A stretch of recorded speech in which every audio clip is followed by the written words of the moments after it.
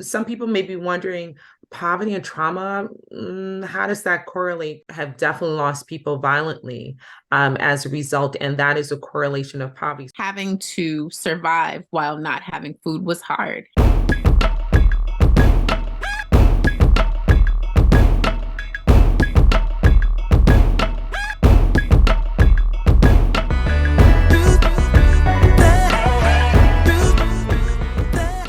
It is so wonderful to see you lovely faces this evening. And I am so excited to end this week to be able to have a conversation with the three of you. If ever a time I needed a mental health therapist and specialist is on this topic.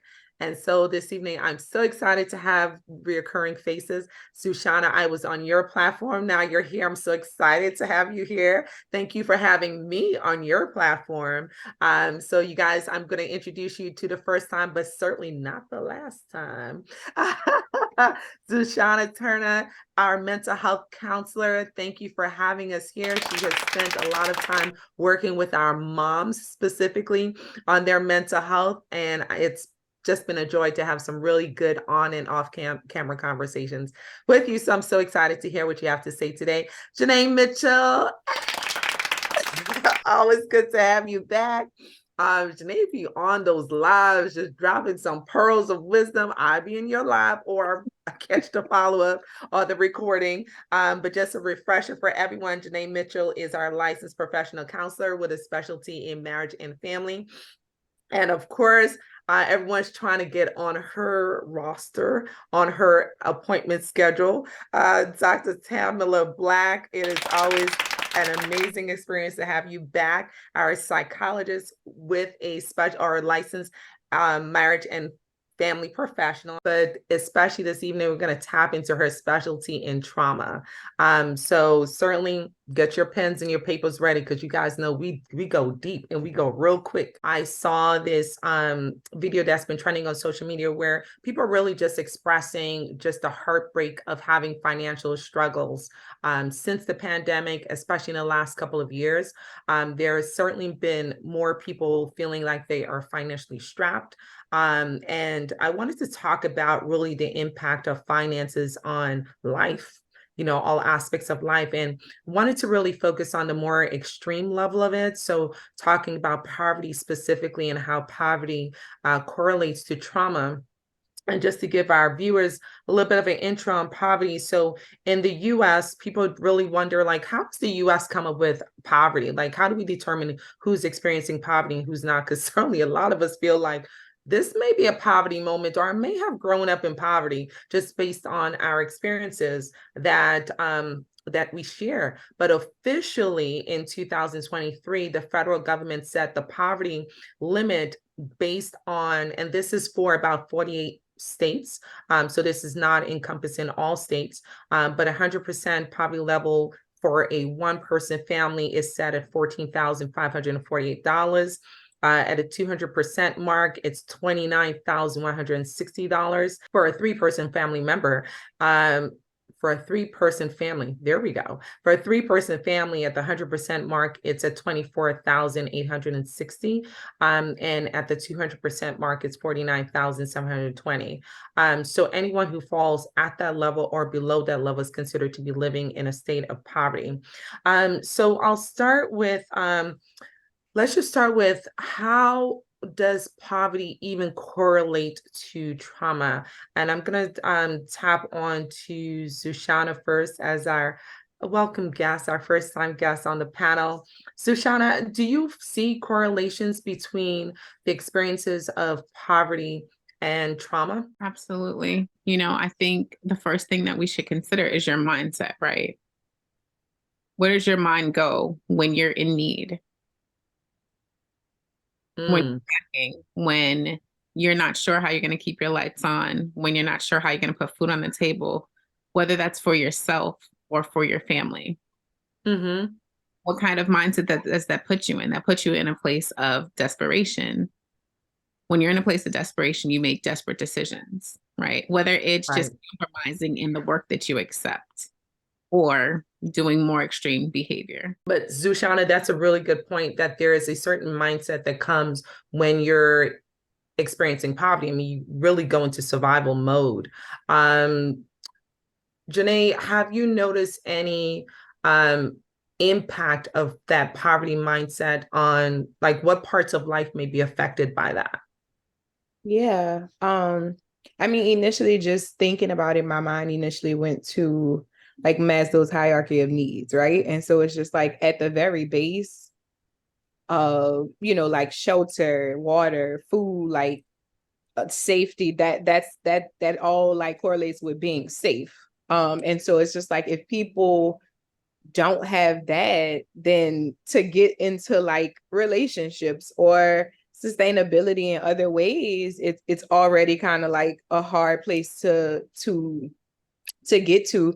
And so when I think about struggling and like experiencing poverty, especially thinking about like schools, like children in school, it impacts functionality, right? So like um just like she was saying about where the mindset is just like if I am not, if I know I'm not going to a home, right? If I know that I go from place to place, that maybe we're staying in a car or Mm-hmm. the next meal is going to come from, um, then I'm always kind of in a state of panic. So even my interactions with people, my functionality, my ability to process information is hard. And so I think it impacts every level from Mm-hmm. communication to function, being able to function. Um, and I think especially in society today, because of social media, it makes it even more difficult, I guess, to communicate struggles that we are having, because we see highlight reels of everybody else seemingly really living the life.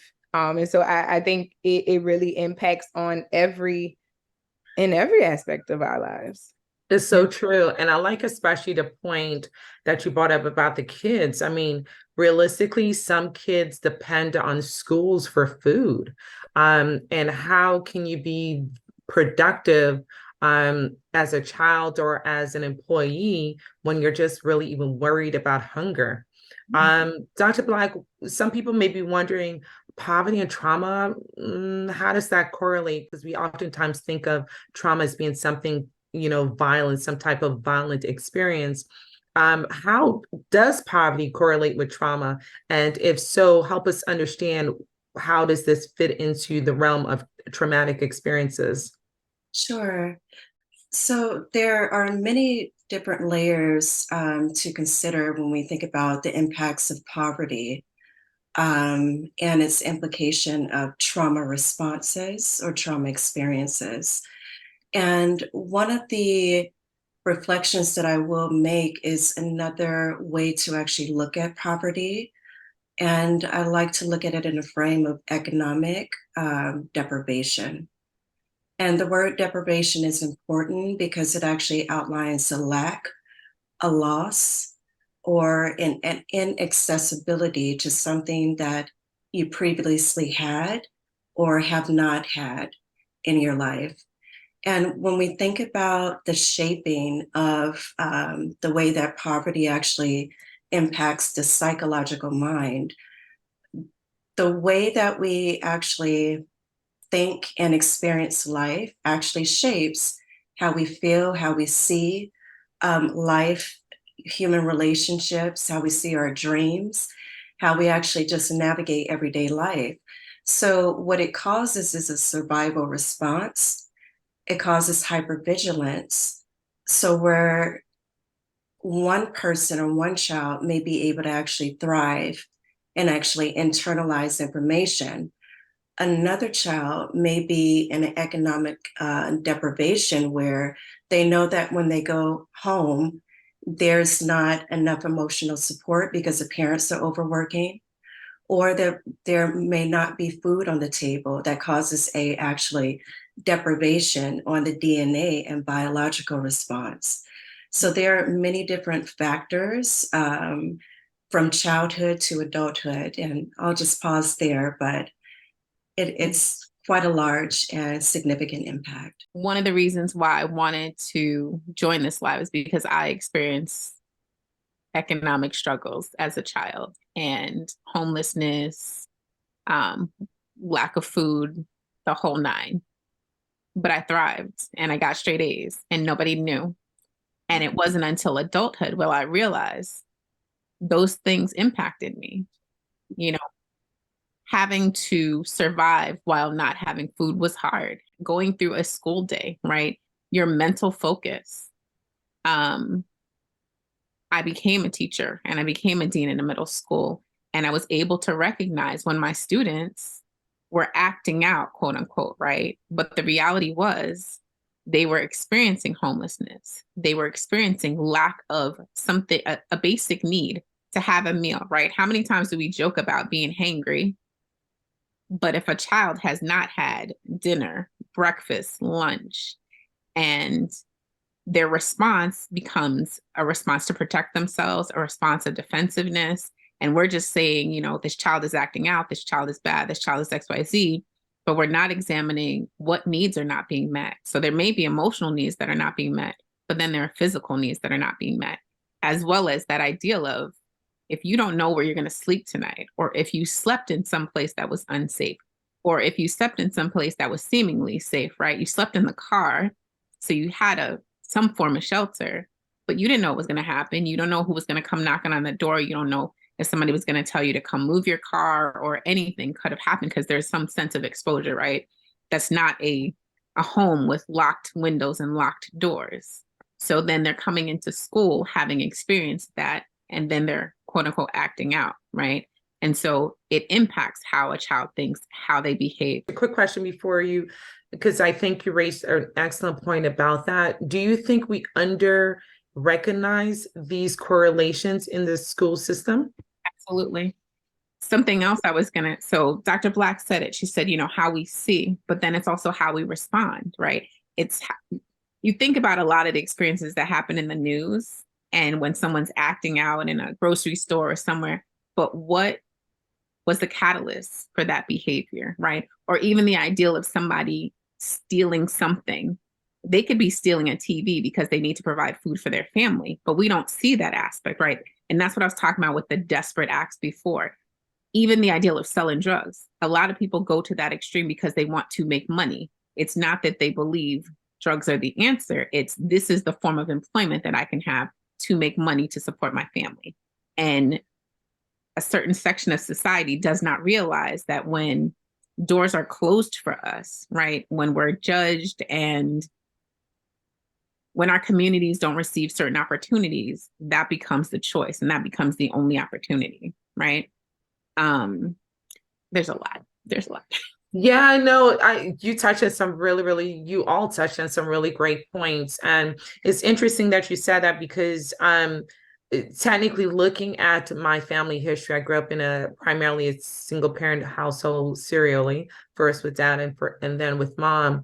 And I will definitely say as an immigrant in the US, our family did an excellent job of not making us conscious of our poverty, of our financial struggles. And so you just didn't really feel like you were poor necessarily because of the combination of religion and value system, and then just making the day-to-day work without the visibility of the struggles or the frustration or the emotional toll that it would have taken on the adults. But I did still feel like I experienced consequences of poverty from the violent perspective.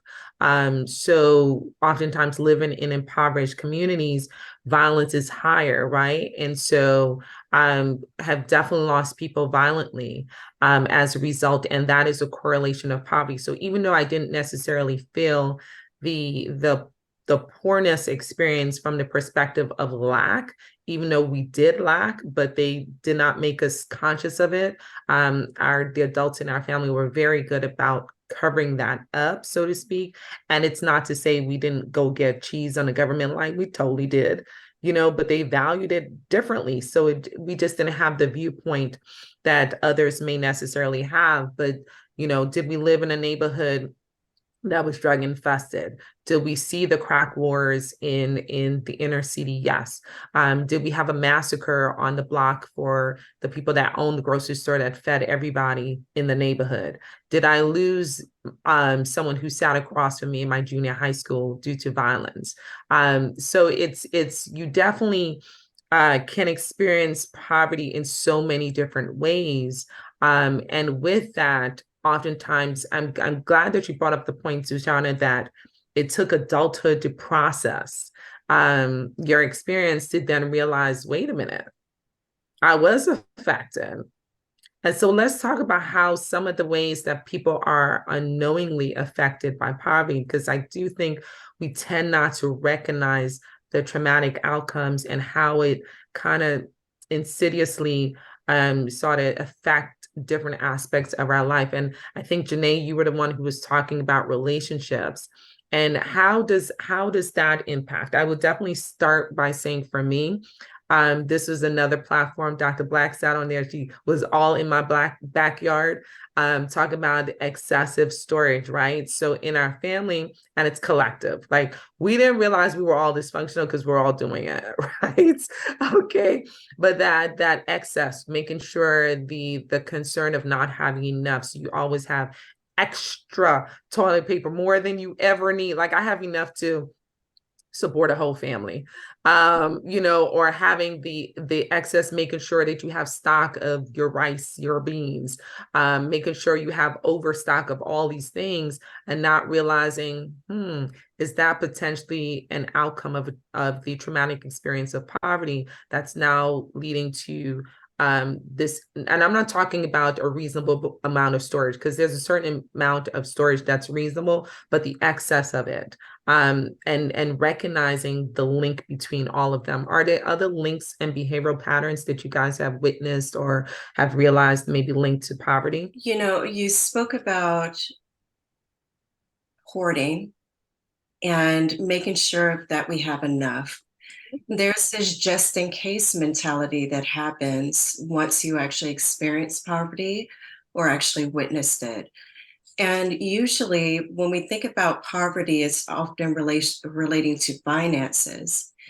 And we actually learn our relationship with finance and money based on our caregivers. So it's not really the action of really not having that we internalize as children, but it's the energy and the emotion and the behavior behind it. So, how mom and dad or caregivers actually survived and took care of themselves, usually we internalize that unconsciously, and that becomes our coping mechanism as well. So, I'm going to actually buy 10 racks of toilet paper. Every time I cook, I'm going to cook for 4 people, even though I live alone. Every time that I actually go shopping, I'm going to make sure I have every single color, because it's coming from a fear of loss or not having. So I'm going to unconsciously make sure that I never feel that again. So that needs to actually be worked through. But there's also another spectrum where it's being excessively frugal. There are individuals that I even encounter that will not pay for their medical care and have the abundance of finances because of the crosswire of fear. I will never be without. So you have people on different end of the spectrums in regards to excessive fragility and also excessive spending. But also, there's another unconscious process that I observe as well. When some individuals grow up in poverty, we end up in a position of overcompensating and overworking and giving up so much time and so much discipline to success and financial stability, to where we're not really consciously aware that we're overworking ourselves because of a poverty trauma, because of the deprivation, because of the unconscious wish that I will never be without. So there are different ways that we actually really express the previous injuries of deprivation that we experience knowingly and unknowingly. So I want to touch base on that. I had wrote down hoarding earlier, and as you were talking, just the simple thing of like having too many plastic bags, Yes. right? Or using the grocery plastic bags as garbage bags instead of just buying some garbage bags. Yes. But that's how we grew up, right? And for me, I've noticed if I have something that I no longer need, I can't just put it. My husband is like, just throw it out. And I'm like, I can't throw it out. Somebody could use this. So instead of getting rid of it, it's still sitting in my house because I don't want to throw it out in fear of someone could use this. This could bless somebody. So I still have it, and I may eventually find someone to give it to, but it's a form of hoarding. And so it may not be, 30 pieces of newspaper stacked up, but it's still some things that I'm not using, but it's that. And then the ideal of what if I need it later, right? Experiencing that. We might need to use this later. This might be beneficial later, but you haven't touched it in 6 months, a year, 5 years. Something else I wrote down that you started to touch on was parental relationships, right? Because if your parent is working one job, long hours, 2 or 3 jobs, where is the family connection? Where is the bonding? Where is the downtime, right? You kind of touched on self-care, but even in family relationships, there's a disconnect when mom is at work. When I got up to go to school, mom is at work. When I got home from school, I have to cook my dinner, or, if there are multiple kids, if it's an only child, that child has to be responsible for themselves. They may be letting themselves into the home by themselves. If it's multiple kids, whether it's the oldest child or the female child might have the responsibility of taking care of the siblings. And so that puts an undue level of pressure on the child, where the child is having to take on responsibility of the parent because the parent is working. And I think to that point also, that is how kind of how Dr. Black was saying, just the spectrum of how certain people end up viewing it different way or experiencing poverty or the trauma behind it in different ways, where you might have a parent who worked a lot and was stressed and maybe battled anxiety and depression. And so maybe me and mom didn't have the closest relationship. So then I grew up and I grew up with the perspective that like mom wasn't there for us. Like, yeah, she was providing, but like she never showed up to things. And so it's like, when I grow up, I'm gonna always make sure I'm here and I don't work as much. And so they fall on the other side of the spectrum, and we start to kind of look at our finances through that lens, kind of missing the root of it, that trauma. And with us not working through those things, we still kind of end up missing the mark, and it becomes just like a generational thing, that lack mentality, if you will, and the experiences of it, because we never really get a chance to get to the root, because to some degree we are still experiencing it on different levels.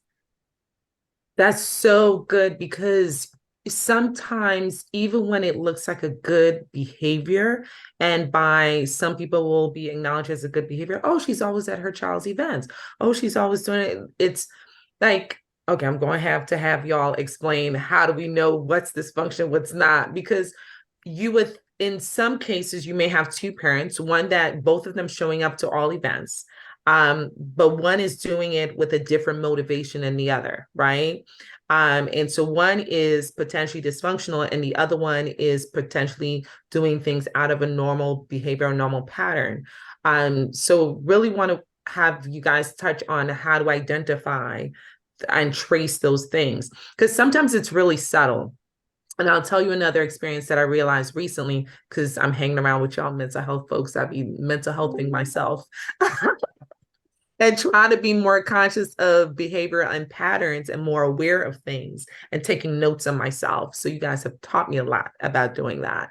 And so recently I had to question myself, girl, whenever I, for example, if I were to go out to eat, or or to like cook a meal or whatever, I'm very conscious about saving for the next day.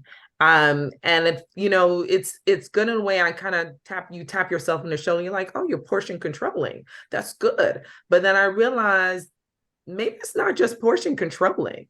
Maybe it's the habit of feeling like I want to make sure I have something to eat the next day. And so even though it looks to everybody else like I'm portion controlling, because it is portion controlling because they feed us excessively, but the motivation behind it isn't primarily portion control. It's primarily the fear of not having the next day. And so you're like, I got to make sure, and you're always thinking about what am I going to eat tomorrow, what am I going to eat the next day, even though you have food to eat, even though if you eat it all, even though outside of the health aspect of it, if you eat it all, it'll be okay. You have food, you'll figure out something to eat the next day. But it's that mentality. And so sometimes I bring that up to touch on what you said also, Janae. Sometimes it's how do you distinguish what is a toxic habit and what's truly a healthy habit. Like, I'm really just portion controlling, but I'm not. So how do I tell the difference? Well, I would say one simple rule of thumb that I would reflect is if you're ever running out of room externally and internally, that's a sign that we may need to actually go in a bit and really see exactly what are we trying to fulfill. And what I mean by that is in your environment, if you look in your refrigerator and there's no room for anything else, if you look in your closet and you just have one more space for one more hanger, if you look around and there's not enough space, you're constantly thinking about, I can fit this one more thing in. But also internally, is there enough emotional space for you? Do you feel free? Do you feel restricted? Do you feel exhausted? Do you feel burnt out? And if you just really reflect, am I overworking? Am I giving off out too much and not really fulfilling myself? Because also one of the things about food, the way that we actually, our relationship with food is actually a sign that we're trying to actually fulfill something emotionally as well. So if you just really just take an analysis, do I have enough emotional space? Do I have enough external space? Then you can What does actually that see mean? both of them. I'm real serious. Like, okay, I may be a little on the slow bus this season. Oh, okay. Let me jump in. Actually, let me not say that. Don't come for me, y'all. It's just a joke. But Oh, that's fair. No, That's the let me process jump of in what real is quick. that? Uh, Dr. Black, that is good and that is deep. That is good. That yes. can you break that down for me? Yes. So okay, let's look at internal emotional space. So I just use working because it's the easiest thing as adults that we can actually grab onto.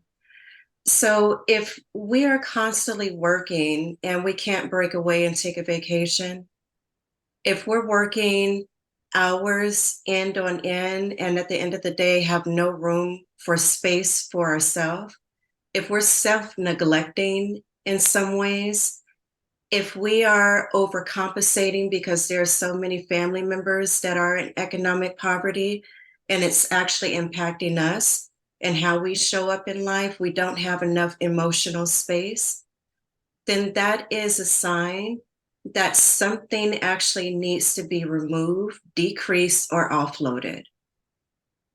Also, when I speak about eating is the first way that we can actually fulfill ourselves because it's satisfying, it tastes good, it's something that belongs to us. We can actually fulfill it, it's ours, it belongs to us. So our relationship with food changes as well. But also in regards to external space, we're thinking about, can we actually move freely in our life? Is there room in our schedule? Is there room to actually walk around in your living room? Is it necessary to have the freezer and the refrigerator fully stocked when things are going bad? Do you have to have 12 different shampoos? Every time you shop, do you actually go from a handbasket to a cart in 5 minutes? It's really about, what do we actually need this for? What am I doing with my life? What am I doing with time? And what am I actually trying to fulfill? There's some type of deprivation, and it really, really ties back to poverty. It can be emotional poverty, financial poverty. Is something that we're trying to actually fulfill. So when I say emotional space, what is the emptiness that we're trying to fulfill that never can be fulfilled by what we're doing? That's good. That's good. And Yeah, I think like that's excellent. just thinking about that, just the awareness piece. I think so many of us, one, we've never seen it, seen like our parents have that level of awareness or ability to kind of sit and question self. So therefore, I think this is a generation where we are really starting to kind of to see it. But I think that's the best way, or like that's a great starting point, right? So just like Dr. Black said, like if I'm constantly going into the store, going from like a hand basket to like a big basket, and now I got two baskets, really being able to sit with myself and challenge that, like, did I need this, or why is this always the case? I even think about relationship to people, like some there that lack of maybe growing up and not having my parents there, and it just being me in the house, or feeling like you're always caring for other people. We kind of see that connection to how people kind of always feel like they need to be in relationship. And so that as Dr. Black was talking, I was even just thinking about how that could be a connection as well to poverty and to that trauma experience, for sure. That is so true. I wish somebody would study latchkey kids, because I am certain there's probably some commonality in our relationships, how we're driven by success, or how we manage finances. I have no doubt that there is some type of linkage, or commonality between kids that are latchkey kids who didn't have that supervision at home, and it may be layered from the experience of someone who was an only child versus someone who was a part of a sibling group, but may have had various roles, from the younger sibling to the oldest sibling, and how that experience affected the differences between them. This, y'all experts out there, go ahead and study that, because we want to know. But to your point, Janae, I think it's really a great shift that we are now experiencing a generation that have the benefit of experts like yourself to then be able to be conscious of our behavior. Because I would definitely say growing up, I was not as aware. I started to realize certain patterns, but not necessarily conscious of where it was coming from. And certainly this is a plug to go sit on somebody's couch, or nowadays, on your couch and watch them virtually and talk virtually. But having that relationship of someone who can professionally help you to kind of unweed your life, so to speak. But it is a shift. The older generations, I did not witness this. I did not witness, though I do see them now as a result of the younger generation doing it. There are a lot of mature people who are really starting to contemplate their life and really try to understand also these patterns, that are so pervasive in so many aspects of our lives, from our goals in life, to our relationships individually. But I like the fact that all of you have pointed out the fact that it's a whole spectrum. It's not necessarily just the frugal person. It's also the spender. It's not just the person who works excessively, maybe the aim motivational person. So it's really does depend, and even things that appear to be healthy, depending on what the intention behind it is or what the motivation is, may also be a sign of some toxicity or a toxic trait. One of the things in consideration and coming and speaking and sharing this space together, I wanted to actually just leave a few points of curiosity and considerations on how do we actually change those behaviors if we would like to. Because all behaviors are not bad, we just have to understand how it impacts you, and we're all evolving. And one of the things in regards to changing poverty responses, traumatic responses, hypervigilant, whether it's hoarding or overspending, to actually create a different mind frame and relationship with stability and with your finances. And what I mean by that is there is freedom to actually learn how to give and to donate, and how to purge and how to actually let go. And even in the behavior of releasing and purging and making that a cycle, maybe every 3 months, maybe finding a organization you can actually donate to, start from $5 and then go to 7 and see how that feels. It changes your mind psychologically to actually untangle some of those responses. But also preparation and education. A lot of the fear is behind the lack of knowing and the lack of handling and understanding what stability feels like, what finances are really used for, and exactly how to actually take care of that. Often it's not taught in homes because you're there, you're trying to actually survive. We don't have time to read a book on finances. So if you educate yourself as well, that gives you the wisdom and understanding on what is emotional safety when it comes to finances, and what is a real fear and what is an imagined fear. So that is my encouragement. That is excellent. And let me tell you, that has been, you summarized my journey for this year. I have been trying to, y'all, I try to clean out that closet. And what's hilarious about it is I said, oh my gosh, I've cleaned out the closet. I'm going to have so much room. And I turned around and it's the same thing. I was like, how do I clean out a closet and still have a full closet? So let me tell you, it is such, to Dr. Black's point, it feels so good to clean out that closet, downsize. And I'm on a minimalist journey just because I think that's who I am. And I learned that from the pandemic, being in these walls. I was like, oh, I don't like stuff. I don't like stuff.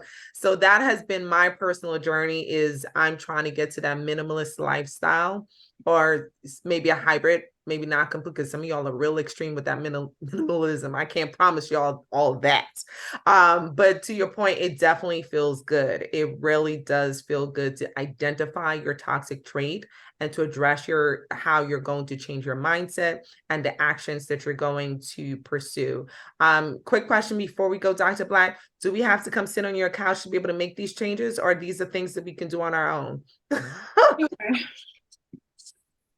Good question. These are things that we can do on our own, but when it comes to, if it's impacting you, if it's hurting you in any area in your life, socially, behaviorally, psychologically, if you really find yourself that my life is being impacted, yes, then you can actually just come into a therapeutic space and just work through some of those behaviors and the results of those behaviors.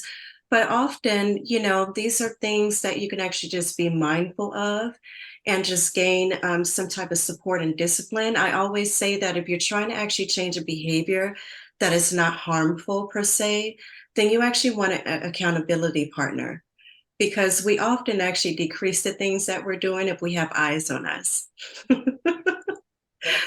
So, yes, that would be my response to that. Awesome, awesome. And Dr. Black, how can they find you? Yes, for further information or referrals or recommendations, you may visit my website, drtamalapractice.com. Awesome, awesome. Ladies, Zushanna, if folks want to find out how else they can dissect through their experiences in childhood like you have done, and perhaps advocate for a child in school who may be experiencing poverty, but ain't nobody else recognize the link, how can they find you? So you can find me at Simply Redefining Wellness and Counseling. And I know Task is going to add that information to the live. I do want to say something really quickly. We have to remember that generations before us did not have the accessibility and the freedoms that we have now. So we cannot be afraid to explore the things that are impacting our lives, whether it's hindering us or benefiting us, right? And I want to give 2 really quick book recommendations. There's a book called Emotional Inheritance that recently came out. It's Dr. Gallet. I feel like I'm forgetting her last name, but it's called Emotional Inheritance. It's really a great book about generational experiences and generational trauma.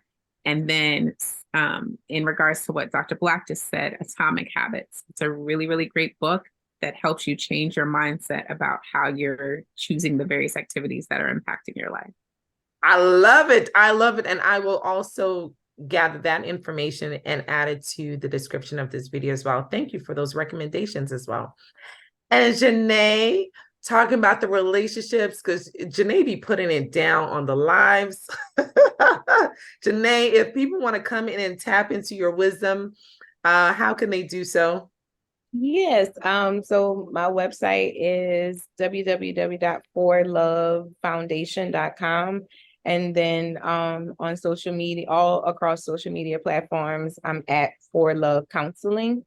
And so I'm always just thinking and pulling from things that are happening while in practice, because I realized that everybody is not able to come and sit on a couch. So I've really started to try to pull insight and what I feel like God has given to me to just share, because sometimes that's a starting point. It's kind of like just planting a seed that somebody can say, I feel like and may take it further. One thing that I just would add as well is I think to Dr. Black's point that one, yes, accountability is major. I definitely think that's a great starting point, but also just because our generation is the cupbearers, I guess, of like this change or this acknowledgement that we have to be sensitive to our elders. I think oftentimes some of the disconnect is that we get really frustrated with our parents or our grandparents because it's just like, why can't you see it? And that causes defense. And so nothing really gets done.